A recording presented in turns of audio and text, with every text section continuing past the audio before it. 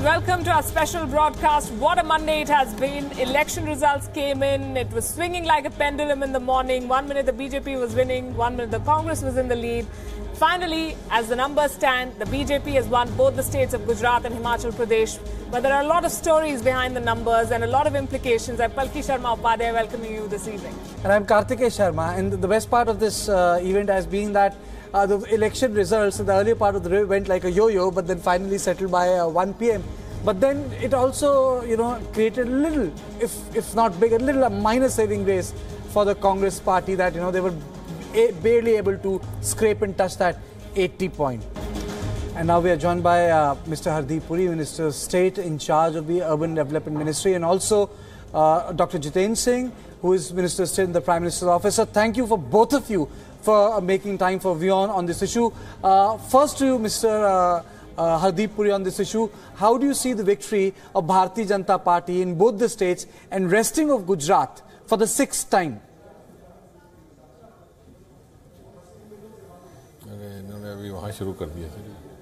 Well, it's a spectacular victory. Spectacular because, after one term or two terms, anti-incumbency can set in.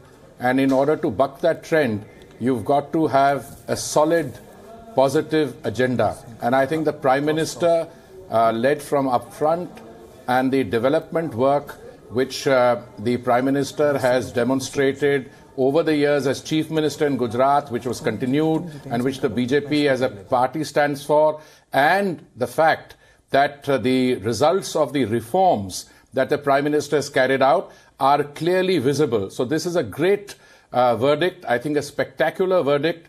BJP is now in power in 14 states and along with the allies in another 5. But more than that, please look at it in terms of what Gujarat, Gujarat is the epicenter of Indian capitalism, if you like.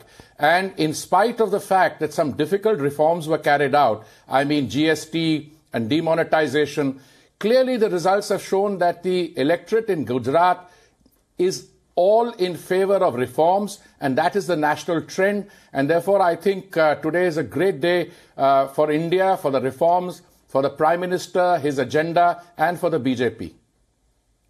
And the reforms question is something that a lot of the experts here have been trying to answer. Mr. Jitendra Singh, does this mean that more reforms are in the offing, or does this mean for a business state like Gujarat to give fewer numbers to the BJP this time? It's which way you look at this election result. Does that mean that the BJP is going to be more cautious in the run-up to 2019 and will go slow on economic reform? Society, the poor, I think the farmers. We have to draw a distinction. Reform is a continuous process, and it is inherent to development, inherent to growth, inherent to progress. Now, if you are trying to give a negative connotation to reform in the terms of the hardship which might be accompanied with certain difficult decisions, like, for example, demonetization or GST, as you might have in mind when you say so, every reform is not accompanied with hardship. So, literally speaking, you cannot hold a reform synonymous with a difficulty or a hardship.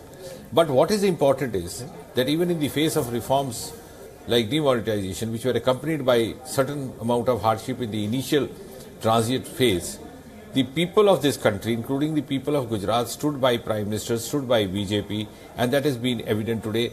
That also is an indication that it is development along with trustworthiness. So as I put it, it is Vikas with Vishwas.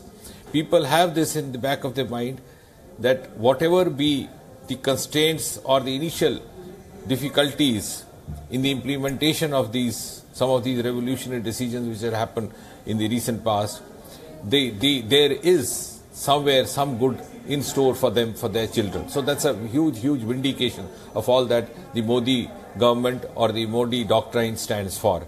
Having said that, I think one very important message which has emanated from the Gujarat election is, and which sometimes used to worry me, and all these time when I was in Gujarat election for 3 months and also in Surat, and I think Kartikeyan also met me once there in Surat, I had said it worries me to think that some of these leaders who call themselves youth, whether the Congress President Rahul Gandhi or his allies, They are playing a dangerous game of inducing poison of casteist politics in the youth of 2017 Gujarat and trying to push youth into a medieval era, into a retrograde thinking.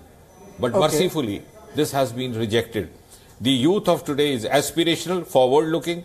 He is ready to move ahead on the road to development, led by Prime Minister Modi, led by BJP. He doesn't carry the baggage of past, and he cannot be fooled by the tricks of the past. So I think that's another very, very important message. And of course, he also has this faith, trust and belief that it is BJP and BJP alone, because it is not carried by a kitchen coterie. It is a party which follows the norms of inner party democracy as much as follows outside. And therefore, this can be trusted to realize his dreams. You made a very strong point. I would like Senior Congress leader Abhishek Manu Singhvi to respond to what Minister of State for the Prime Minister's Office, Jiten Singh, just said on Gujarat, sir. To you, Mr. Singhvi.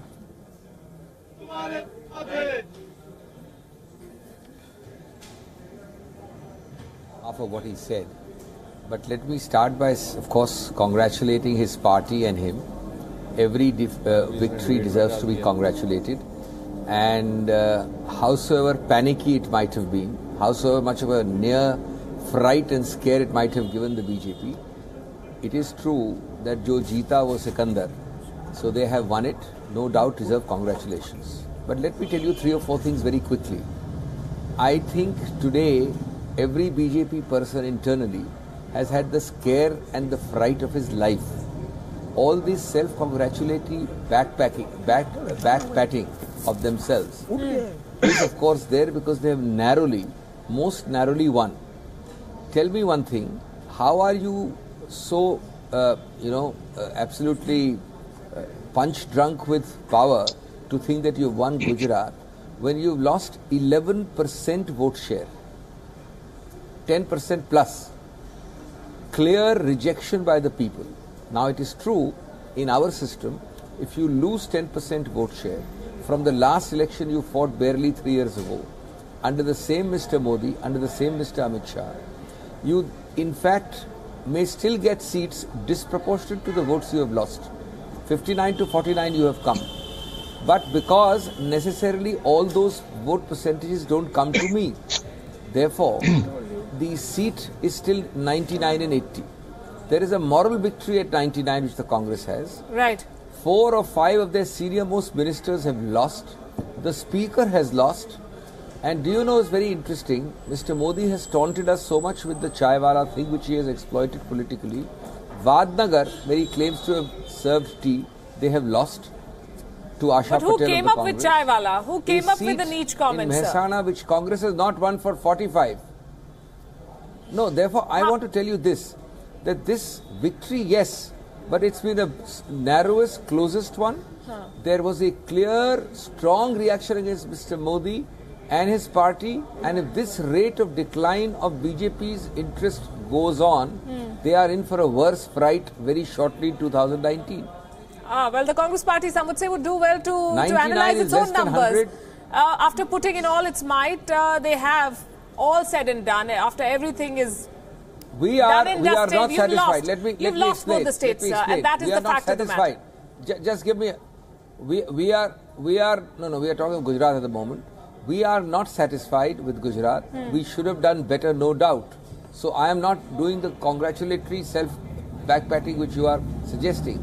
But we have done in a short while. We have tried our best. We played with a straight bat. We have improved tremendously. There's an upsurge of support for us. And let me tell you this joke of talking of Vikas. I was really, really aghast and amused when I found the Prime Minister today saying, "Main bolunga Vikas aur mere saath bolo Vikas ki jeet." Tell me, the overriding motive and imagery of this election was not Vikas at all. It was Mr. Modi personally, no less, a sitting Prime Minister who constantly evoked Ahmed Patel, who constantly invoked Pakistan, who made the most bizarre comments about a dinner meeting in Delhi. Where was Vikas? Vikas was the last thing in the mind of the BJP. And yet people seem to have voted for him. Just a second, Mr. Singhvi. You are giving this mantra, but you were desperate. You were desperate.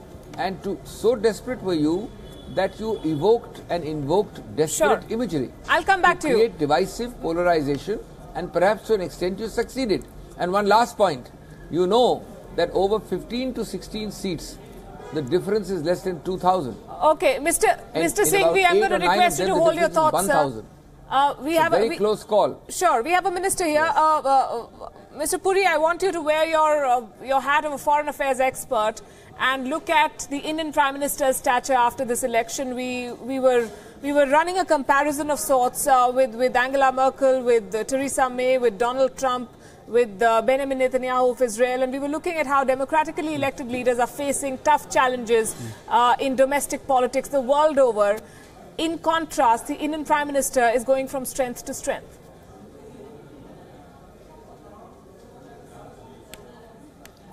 Well, let me just say that for any leader in a large functioning democracy, the largest, to win a sixth consecutive term and get a vote share of over 50% is an achievement in and of itself. So I don't know what Mr. Singhvi is going on all about. I think they should be a little more circumspect. They were reduced to less than 10% of the seats in the last election, and they couldn't even muster the benchmark number required to have a leader of opposition. Yes, the young, newly appointed president of the Congress party has put up a reasonably good show, but they are still short, and now the remaining time till the next general election will show how far he can go and whether the cap fits. But coming to the international scene, look, the May 2014 victory of Mr. Modi in India had already begun to alter the contours of our representation abroad. The confidence with which the newly elected Prime Minister set about establishing personal relationships with the leaders of the West, with then President Obama and followed by President Trump, the dealings with the Chinese, with the Japanese, etc. It is common, it is only to be expected that people look at the electoral results in a large democracy and find out whether the leader has the domestic backing required.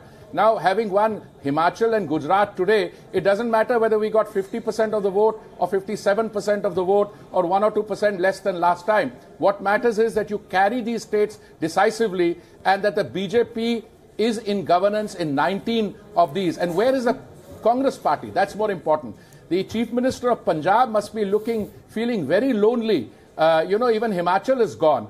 And I don't want to say where else the Congress is in power. Those are important states, but they are small states.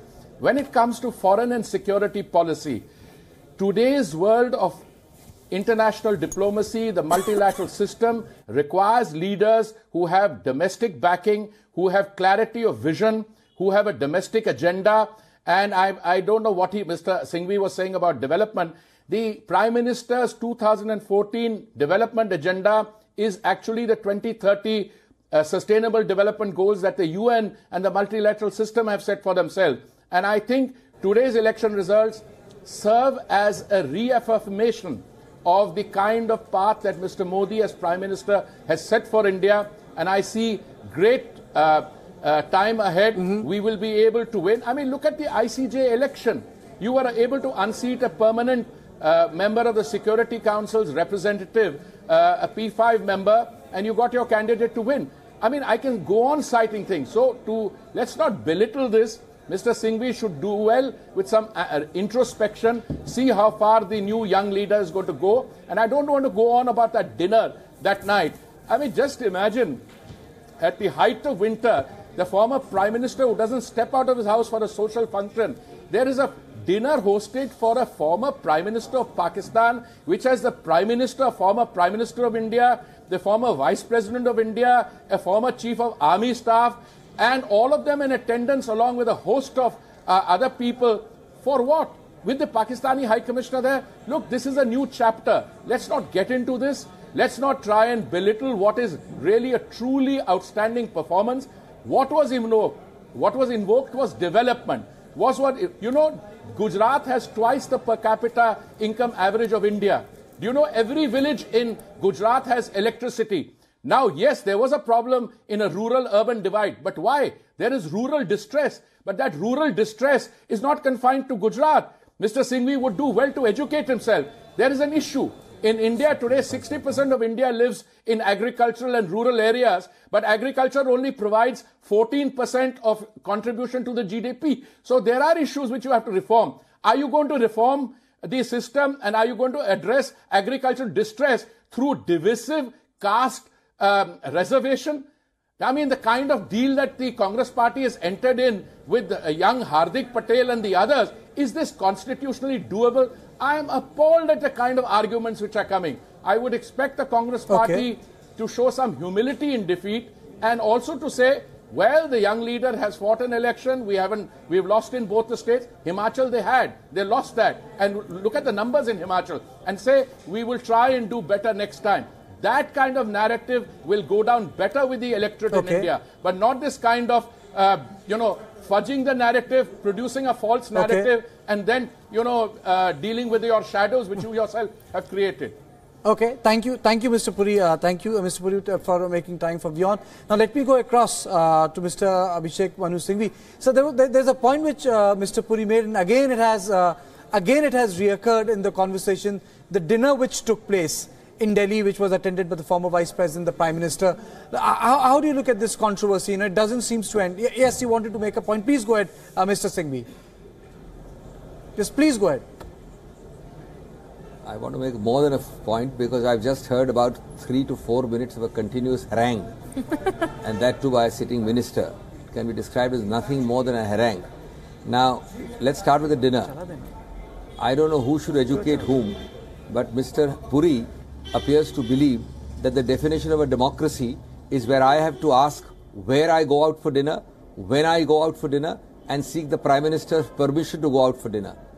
That is obviously the BJP definition of a free, vibrant democracy, that a former Prime Minister is impliedly and by insinuation accused of either sedition or spying or sleeping with the enemy.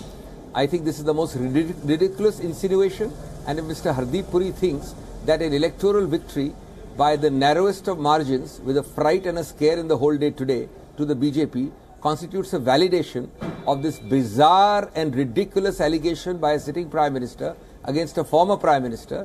Imagine Mr. Modi making that allegation is actually casting doubt on a former army chief, the most genteel and gentleman of former Prime Ministers, Dr. Manmohan Singh, and several others. So I think this harangue in the mad rush to show obeisance and loyalty to Mr. Modi is now being spewed out by all his ministers. Point number 2, and obviously this is not the definition of liberal democracy or democracy which I expect India to be, that anyone in this country has to ask going out to any dinner, any time, election or no election in Gujarat. But that is the BJP's definition.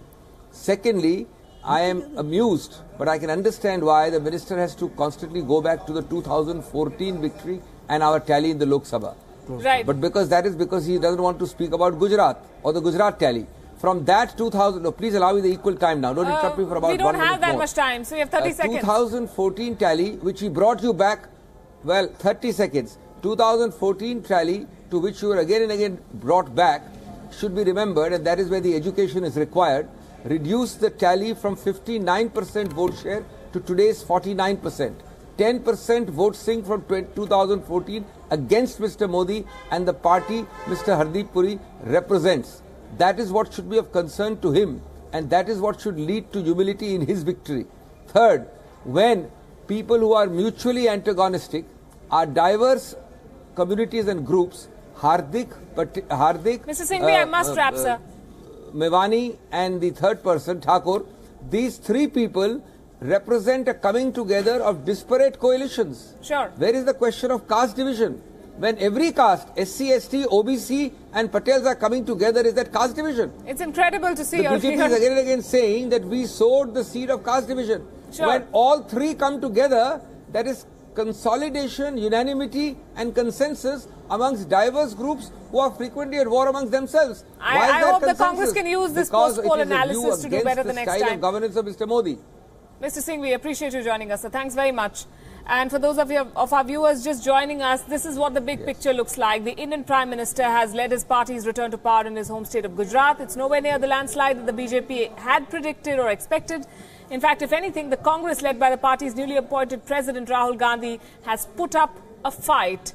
This is what we have at the end of counting day.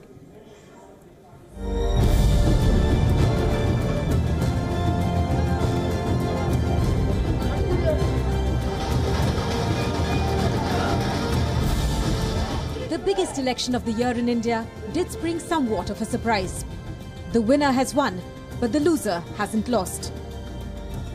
Prime Minister Narendra Modi's Bharatiya Janata Party may have retained Gujarat for a 6th successive term. But there is no denying that the challenge from Rahul Gandhi's Congress party is for real. Narendra Modi left no stone unturned in campaigning across the state. More like a top BJP leader than the Prime Minister of India. At stake, he said, was the Gujarati pride, but also his prestige.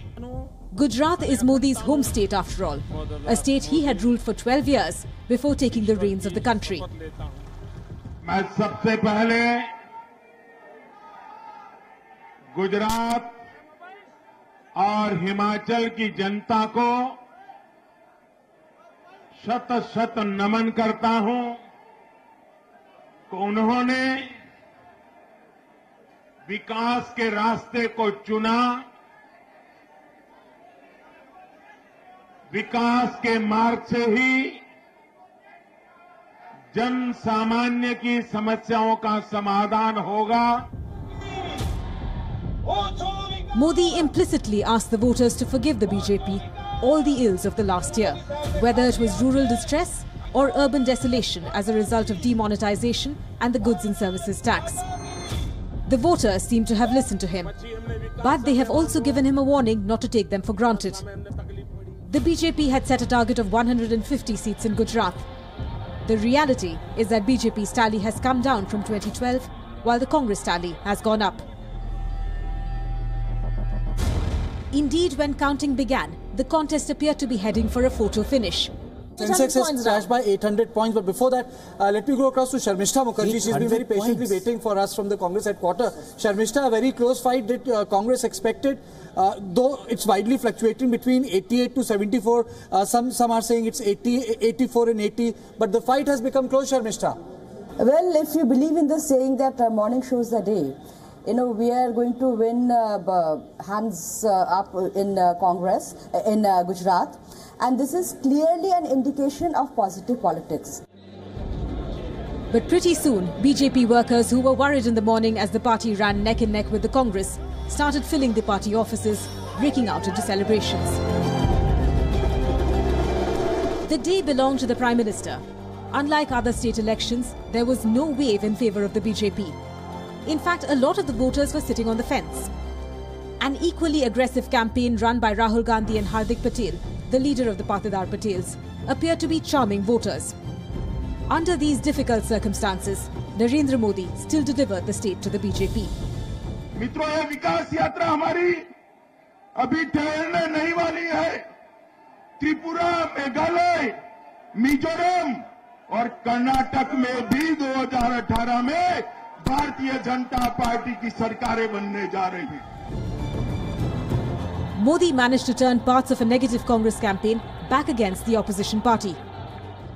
Manishankar Iyer's niche comment helped Modi garner sympathy among Gujarati voters. His claim of former Prime Minister Manmohan Singh meeting Pakistani officials to conspire against him just before the polls also played on the voters' mind. Both these factors appear to do the trick, even in the face of disenchantment over demonetization and the goods and services tax. The agitation by caste leaders, which should have dented BJP's support in North Gujarat, did not harm the ruling party. It was primarily in the rural areas of Saurashtra and Kutch where the farmer distress tripped up the BJP. The BJP is now in power in 19 of the 29 states in India. Never before has any political party controlled that many states in the country. In fact, it was 24 years ago when the Congress was the last political party in control of 18 states. For the Congress and its new boss Rahul Gandhi, the Gujarat election has been a turning point. In the face of a formidable challenge, Rahul Gandhi worked like a war horse. Along with regional allies like Hardik Patel, Alpesh Thakur and Jignesh Mevani, Rahul Gandhi has shown the BJP that this is a new Congress and it will play the role of a spirited opposition. एक बात तो साफ है, राहुल गांधी जी ने और Congress party ने मोदी जी और भाजपा को 99 के फेर में तो उलझा लिया है। 2017 में कांग्रेस की वोट 33.5% से बढ़कर 41.5% हो गई और भाजपा की वोट 60% से गिरकर 49% रह गई। भारतीय जनता पार्टी उन 165 में से 57 सीटें हार गई और हमने अपने 17 के अंदर 55 सीटें और जोड़ ली। From voicing the concerns of the voters to arming himself with a new soft Hindutva approach, Rahul Gandhi has proved that he is capable of putting up a fight. The BJP won because Modi did all he could to appeal to Gujarati pride. The Congress did not lose because Rahul Gandhi did all he could and more to appeal to Gujarat's wisdom. Today's narrower victory may prompt Prime Minister Modi to resort to populist spending to boost support before he faces re-election in 2019. That risks widening India's already bloated budget deficit. The results may also embolden Rahul Gandhi. With as many as 8 state elections over the next year, all bets are most certainly on. Bureau Report, WION. Prime Minister's twin win today in Himachal Pradesh and Gujarat, and this campaign was centered around 3 themes. The Indian Prime Minister pushed his government's corruption-free track record. He made most of the self-goals by the Congress party, more specifically the statements by Shankar Iyer, and this led to the statement where he alleged meddling by Pakistan with the help of the Congress. And yet again, he turned this election as well into a personality contest, reaching out to voters by putting his name on the line as son of Gujarat.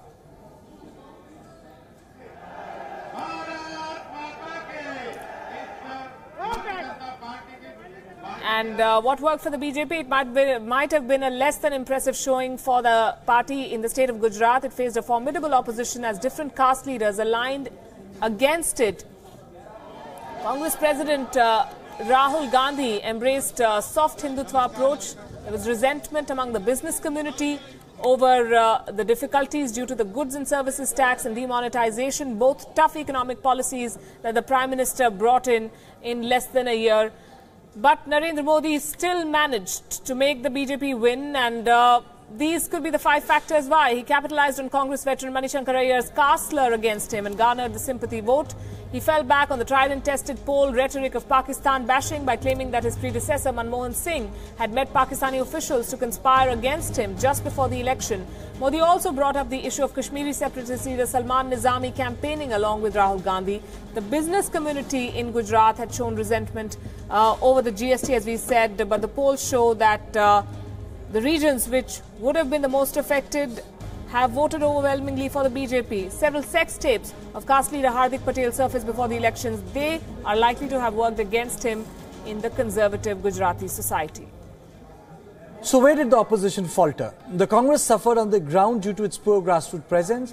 It lacks a new line of leaders in Gujarat and had no recognizable face in the state. The self-goal by the senior leaders of the party did impact its chances in Gujarat. Despite prompt action by Rahul Gandhi against them, there was little effect on the voters. Another factor could have been the poor connect of the Congress with the people of Gujarat, especially in the rural areas. There is still a strong section of the voters who still back the BJP despite being dissatisfied with the certain policy decisions.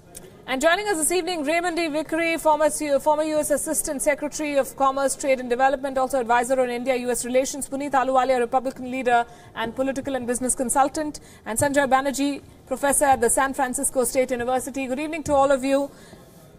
And Ray Locker, National Security Editor of USA Today. Hello, Ray. Raymond, let's begin with you. What does this win, according to you, mean for the Prime Minister of India and for India's policy push? Well, first of all, I want to congratulate India, the people of Gujarat, people of Himachal Pradesh, in showing that democracy can be an effective way to rule. I think that every time India does this and has these elections, it shows that China and Russia, the people who say you have to have an authoritarian approach to development, are simply wrong. I think that in terms of U.S.-India relations, what this does is reinforce that now is a great time to strengthen and make deeper and wider the U.S.-India relations. You have a government and an opposition, both in the United States and in India, who are very much in favor of attacking problems like terrorism from Pakistan or wherever it's from, that you have this on both sides.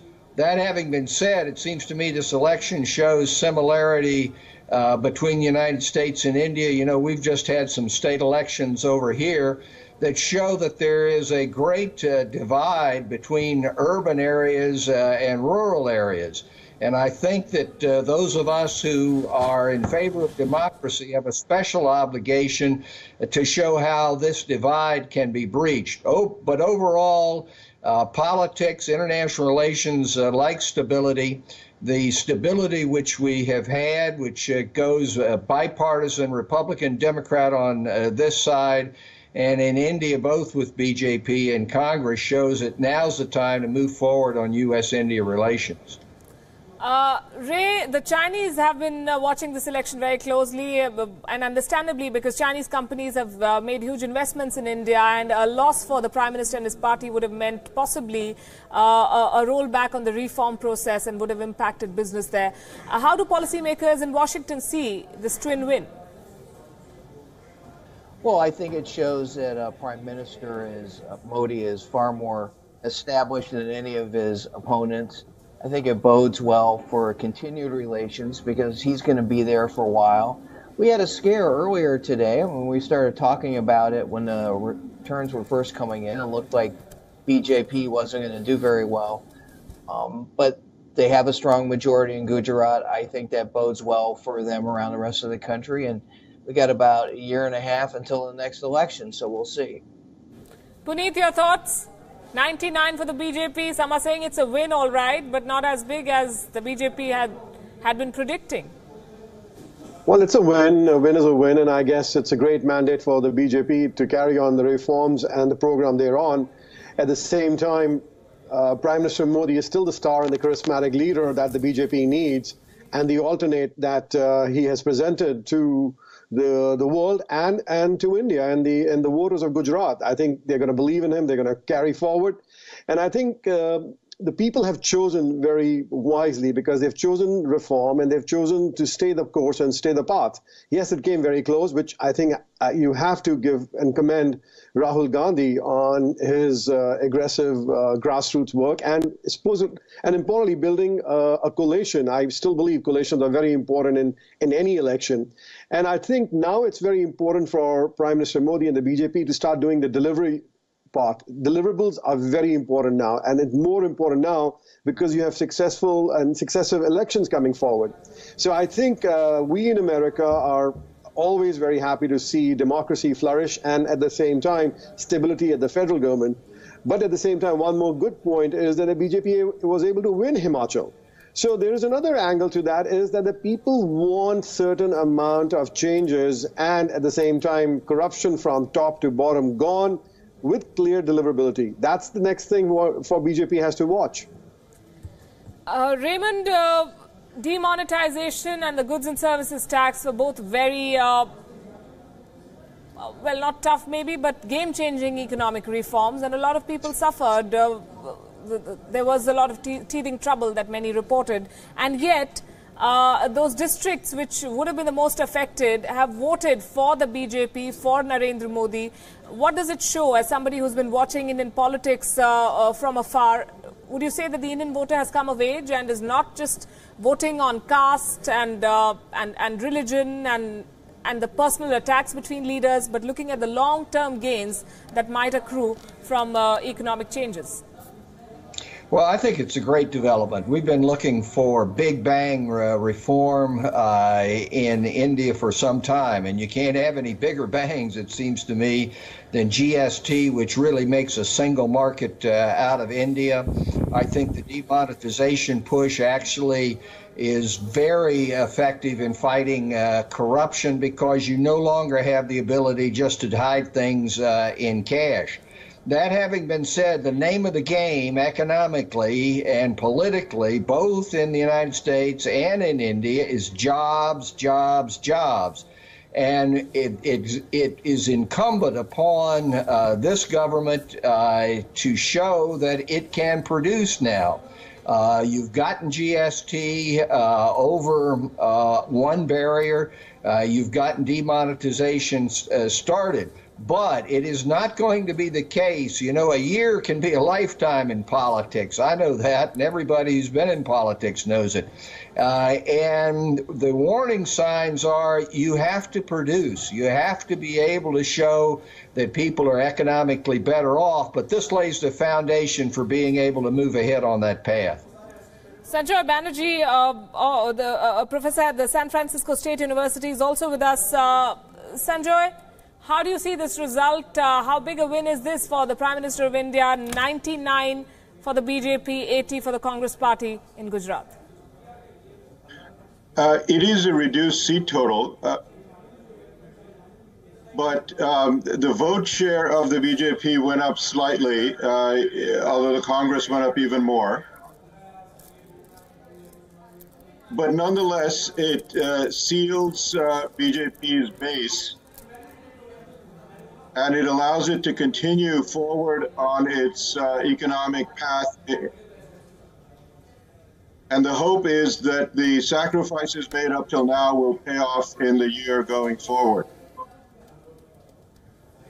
Ray, would you say the Indian Prime Minister is now politically the strongest leader in a democracy the world over? We've been comparing him to others, and barring a Xi Jinping who doesn't lead a democracy, China isn't one. But he has consolidated his position domestically. The only person who stands up to him, perhaps taller than him, is Narendra Modi. Well, I think by winning this election in Gujarat, he really solidifies his position. It's only a state race. We understand that. But it's his backyard. They've been there in power for a long time. A couple of big things with GST and demonetization that threatened that hold. And he's overcome it, and with a fairly strong majority, although not what people thought initially, still really good. And it's a gigantic country with a lot of voters, and these recent elections have shown how vibrant and how enduring they are. So that's very helpful for him, and I think it does solidify his position. Karthikeya, if I could put a question to you, since you've been covering politics for a very long time, what will be the 2019 plank for non-BJP parties? Because beating Modi or an anti-Modi agenda clearly hasn't worked. See, there are three things here. If you want to beat Narendra Modi electorally, then you will need to create a plan which has its economic blueprint. Modi has created an economic blueprint way back in 2012, once it became clear that LK Advani will not be the face. Second should be the emotional content of your strategy, that you have the capacity to take the most powerful person down, so you are the underdog. So it creates political sympathy. And the third thing is, do you have the wherewithal to do it alone or with people? Now, answering your question, can Rahul Gandhi balance the contradictions between building the organization and creating a larger coalition of smaller parties, one? Secondly, what will his idea of a development in terms of land, industry, subsidy, labor? And lastly and most importantly, will he have enough wherewithal and public sympathy to carry it through? These questions are, I would say, the probability in the scenario is very tough, despite the fact that he has got sympathy. Because ultimately, there is a time when it comes into politics, people would say, well, I'm not really very happy with you, but I don't think your contender stands up to you. So I think I'll stick around with you for some more time. So Modi has got to that stage. Rahul, to beat Modi, has to become larger than him, because our elections, despite being parliamentary, have turned presidential when it comes to media. Puneet, is there a lesson in this election for the Twitter-happy politicians the world over? You may be generating a lot of buzz and traction on social media, but that is not going to necessarily translate into votes. Case in point, Rahul Gandhi. You have to commend and always look at grassroots, get out to vote effort and organizational skills, and most importantly, who's going to be your clear chief minister or the candidate you're going to come out and vote for, and then importantly, how the people are going to look at the reforms or how it's going to benefit the people of the state and then of the country. So you have to have these very defined aspects to a campaign, and you have to realize campaigns are dysfunctional and always changing and evolving. And you need all the organs to play to really sound effective on this. So that means Twitter is an important part of it, so is Facebook, social media. But most importantly, clear defined goals to the people, and at the same time, what are they going to vote for, and how do they feel confident that they're going to deliver you, and they should trust you that you're going to change the country for the better and change their lives. And most importantly, as my friend Ray said, jobs, jobs, jobs. How's it going to create jobs and improve their life and their family life and the community? I think these are very key things, and I think both BJP has to now start looking at deliverance and look at how they are able to take on the mandate and the support to create jobs. And at the same time, now Congress has to look inwardly that what they need to do to really find a way to crack the Modi-Amit Shah combination and the BJP win it has behind. So the win the BJP has. So I think it's going to be very interesting. Palki, Palki, my idea is that's slightly optimistic. If you look at the tenure of past 3.5 years, it's not a job economy which has been created. You look at the success of BJP in Uttar Pradesh and other things, it's like subsidy like Ujjwala, which really played a big part in UP. It's like gas to the poorest person in a village. So BJP's policies right now have been to use the state infrastructure to create a streamlined architecture of subsidy. That is the reason why BJP is functioning so well. It is married to that neoliberal ideology of capitalism, but that hasn't taken place on ground. Jobs will not be created like that. If you don't unlock the land, you never create jobs. That is why you see the thrust of the Prime Minister has been to create that political tinge around an economic decision. Sure. That is why demonetization, apart from a fight with terrorists, also became an exercise for the poor, that he is taking money away from the rich and will give it to us. He sold an idea. He sold an idea. That's what's made the difference, really. Raymond, well, jobs, economy, reform, development, or the promise of development have played a very big role, yes. But religion is also something that's very important electorally and politically in India. What happened in this election was very interesting and significant. The BJP, the ruling party, is seen as the Hindutva party. The opposition, the Congress party, which pushed its secular credentials all these years, saw the leader not talking about the Muslim community but visiting temples instead. And so a new motive seems to be emerging. Both the national parties are not talking about the Muslim vote, which is 20% of the country's population, and focusing on the majority Hindus. Do you see this as a shift as well, given the global context, the general shift to the right? Well, I think it's a challenge for any democracy, secular democracy, which has to rely on each person having equality and the right to worship and to speak as they please. And there is always a great tension between the popular demagogue approach and the necessity for being able to guarantee constitutional rights. We see that in the United States. We've got a right wing here that wants to have a Christian United States of America. And so this problem is there. And it is not to be just put aside. I believe very strongly in the economic aspect of politics and the need for jobs. But let's be very much clear that we also need to be able to protect and uphold individual rights and the Constitution in both cases. So I think that there is a recommitment to equality before the law, and that the politics aren't going to be used to interfere with that. Okay, okay, you stay with me, sir. But now we'll be very shortly joined by Piyush Goyal, Railway Minister, former Treasurer of Bharatiya Janata Party, a senior functionary of the Bharatiya Janata Party. Mr. Goyal, can you hear me?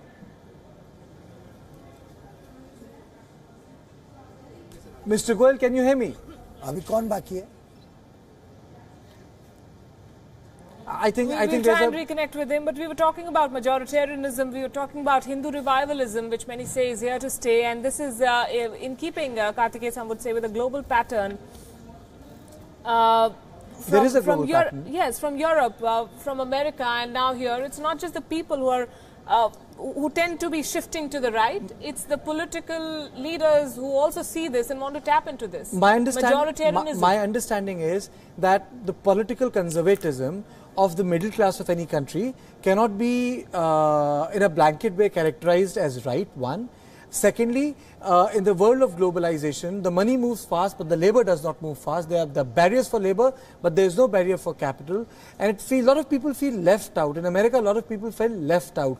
That the economy has been tuned around the experts, the elites, the Wall Street bankers, who never suffer even despite the Detroit meltdown. But the middle class went and supported the new Trump regime. Even if you look at the campaigning of the Prime Minister Narendra Modi, or to begin with the Anna Hazare, famous Anna Hazare agitation, what happened? It was not a rural uprising in India. It was not led by some Mahindra Singh Tikat, the Jat leader of Western India. It started from the houses from where we come from. The haves and the have-nots. The people drove their Marutis, people drove their ambassadors, they went and they said hello, they wanted to politically participate. So when conservative middle class starts politically participating in politics, they have political views, but they start participating in politics, that's where the shift occurs. Congress in India had failed to realize that, maybe the Democrats in America failed to realize that, but the truth of the matter is that globally, that shift has taken, but no shift is permanent, Palki. I believe no shift in history is permanent. Right, and the Congress party is trying to play the BJP's game, and some say that's not the wisest strategy, and the voter has spoken, certainly. Ray Locker, if I could pick your brain on this, do you believe that majoritarianism, especially religious majoritarianism, is gaining currency politically the world over, and this Gujarat election has shown that? The Congress also trying to jump onto the bandwagon and trying to practice what we're calling here in India soft Hindutva.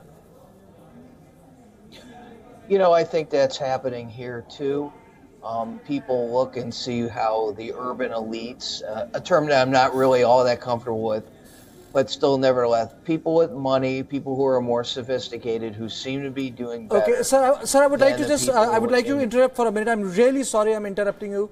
We are joined by Railway Minister Piyush Goyal, sir. Thank you for making time for WION, sir. So, congratulations to you, Mr. Goyal. And my first question, how sweet is this victory for Bharatiya Janata Party? Because Gujarat was a close contest, if you look at the whole campaign which took place for 4 months. Well, every election victory is a sweet victory. The Bharatiya Janata Party and its allies in the NDA have increased the number of states under their charge from 6 in 2014 to now 19 after the addition of Himachal Pradesh today. Every election victory is a demonstration of the people's trust in the visionary leadership of Prime Minister Modi. It reconfirms that we are on the right path. The path of development, the path of good governance, the path where we are focusing to prepare India to face the challenges of tomorrow for the next several decades, and to ensure that the framework of good governance will prepare India to continue to be the fastest growing large economy in the world for years and years to come. So I think it's a great confirmation that the nation is on the right path. Our efforts to ensure the welfare of one and all, efforts to prepare India to be a new India by 2022, rid of corruption, casteism, communalism, bring prosperity to the people of India, Mr. Goyal, is certainly being recognized and appreciated by the voters. Mr. Goyal, in UP, I remember I interviewed you and you said the BJP will get more than 300 seats. And then the issue was demonetization. Here the issue was GST. Is there a shift in public political narrative where they tend to stand with tough economic decisions taken by political executive? Is there a shift, or Gujarat is one off because Gujaratis are different? Very clearly, if you see the results in places like Surat, which all of you were very concerned will go against the BJP because of the implementation of GST. I think the verdict is out. The last word has been said. Now the GST narrative is good for the people of India, is good for the nation. It's in national interest, it's in people's interest. Finally, I think the jury is out. We've heard from the people of India, and I hope now you will also appreciate that this is the first time in the world history that a government which has introduced GST has won an election after introducing GST. Nowhere in the world has any government which introduced GST won an election after that. So Prime Minister Modi had the ability and the self-confidence to take bold decisions because he knew that the people of India trust him for his decisions, trust that he works for the welfare of the people of India and in national interest. And we now have 2 elections which have given the verdict that GST is accepted by the people of India, and we have changed the discourse of GST for the rest of the world in the future. Mr. Goel, I'm told I can ask you one last question, so I'll try to slip in 2 there. My first question to you is, emboldened by these 2 electoral wins, is the BJP going to push for more tough economic reforms in the months ahead? That's A. And B, a few months back, no one would have thought that the Congress is going to put up a fight in Gujarat, and yet it did. So would you say 2019 is in the bag, or will the BJP have to work hard to prove that it has delivered on all that it promised? Well, as far as the first question is concerned, the BJP and the NDA government have never shied away from taking decisions which are in national interest and the people's interest. For us, politics is a continuation of the good work that we do on the economic front and in governance. So I don't think we take decisions based on elections. If that were to be the case, I don't think we would have done the demonetization decision so close to UP, or even introduced GST just before the Gujarat election, because the common perception was these are politically inconvenient. I think we believe in staying the course, in focusing on what is good for India, and the people of India trust Prime Minister Modi and have continued to bless our work election after election. As far as the Gujarat election becoming more interesting, we have increased our vote share. We now have 49% plus vote in Gujarat. The margin between Congress and BJP is still 8% of the vote share. It's been a good, well-fought election. I'm sure we'll continue to have well-fought elections. The BJP never is arrogant about victory, and BJP is never complacent about the next election. We continue to take every election seriously. We take our people of India seriously. We value the judgment that the people of India give from time to time through elections, and we'll continue to fight every election with the same seriousness that is expected of a responsible political party. We hope nothing less than, we expect nothing less than that from the BJP. Mr. Goel, thanks very much. Appreciate you joining us. It was good to talk to you. And congratulations once again. It's been a roller coaster of a day, but it's coming to a close. The final result as it stands, the BJP has won, as I've said, ad nauseum, I think, today. Both Gujarat and Himachal Not only one, Pradesh. I think the victory is sweeter for them because they have wrested Gujarat the 6th time. It was a matter of honor. I think that's the way to put it. On that note, we're wrapping this edition of this special broadcast. This is not Gravitas, a special broadcast that we'll be bringing you all day today on WION. Thanks very much for watching.